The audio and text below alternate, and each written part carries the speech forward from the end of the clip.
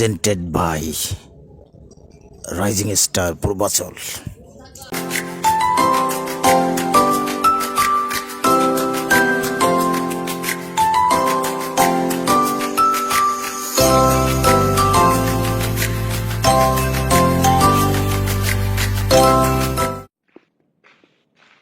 কি গো, বাড়িতে তো খাবার নেই, মাছ মেরে আসো দেখিনি।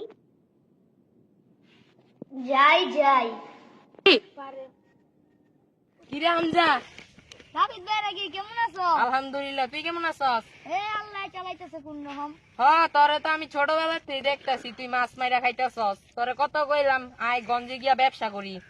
কাকা ভাইয়া, মাছ মারাই আমার পেশা। ও মাছ মারাই, তোরে আর বুঝায় লাভ নাই, আমি যাই, বাড়িতে কাজ আছে।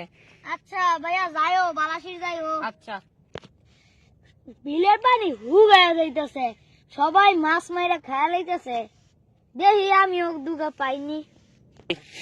যাই, এই 2-3টা মাছ লয়ে যাই, এদিকে আর কি আছে, থাকবা। এ নাও গিন্নি। হায় আল্লাহ, তুমি দেখি 2টি মাছ নিয়ে আইলা, 2 দিনের টোটায় তো হবে না। চেষ্টা করে দেখো গিন্নি, প্রত্যেক দিনই তো রান্ধি, যাই রান্না বসাই। এটা কি মনে হচ্ছে তো, এটা বাক্স।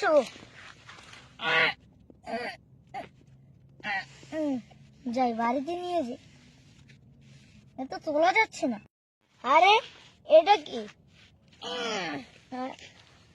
কার হতে পারে? এটার ভিতরে তো মনে হচ্ছে টাকা। যাই বাড়িতে নিয়ে যাই, দেখি কার বউ এটা। এই তোর হাতে এটা কি? বাক্স। দেখি এটা কি, এটার ভিতরে টাকা।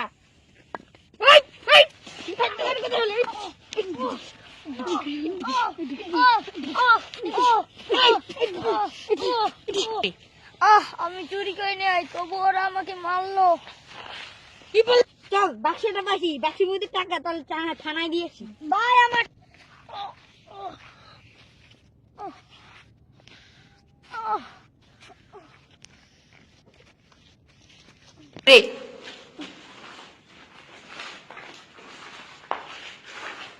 কি গো, কি হয়েছে তোমার?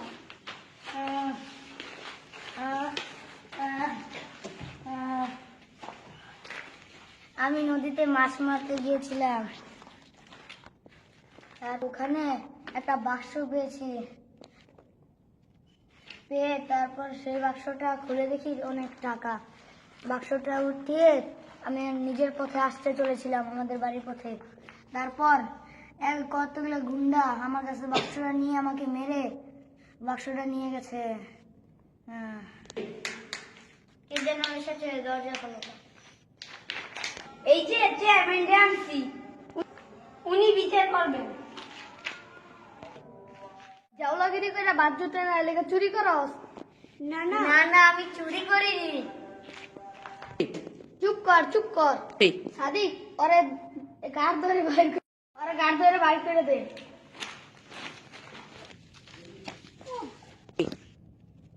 এখন আমরা কি করব? চলো গঞ্জে চলে যাই, সেখানে গেলে খাবার পাবো। গঞ্জে তো আইসা পড়লাম, ভাড়া দিতে দিতে সব পয়সা শেষ। চলো এখন কারো বাড়িতে গিয়ে কাজ করি। এই শহরে কার বাড়িতে কাজ পাবো, দেখা যাক। এই তোমার কি কাজ করবো আমার বাসায়? হ্যাঁ মহাজন, হেমাজন। চলো।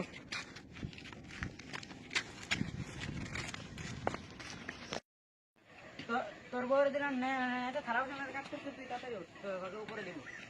আচ্ছা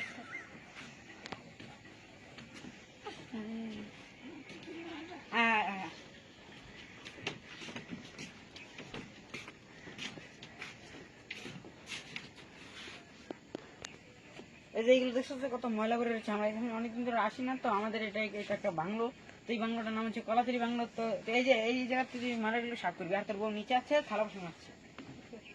যা চল।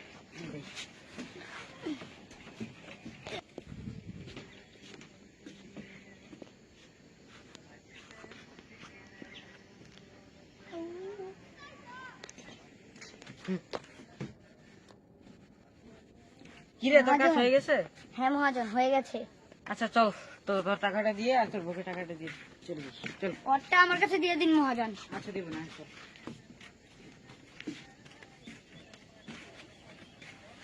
আচ্ছা মহাজন, এটা কি আশা করবো? কি বলো? আপনার কি এই বাগান? হ্যাঁ আমার এই বাড়ি। কেন বলো?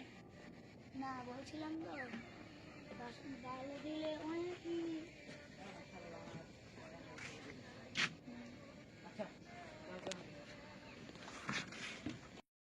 টাকা পাই, জামা কাপড় কিনছি আর করে টাকাই আছে। ওগো আমার আর এখানে মন টিকতেছে না, আমি গ্রামে চলে যাব। চলো, আমারও টিকতেছে না, গ্রামে চলে যাই।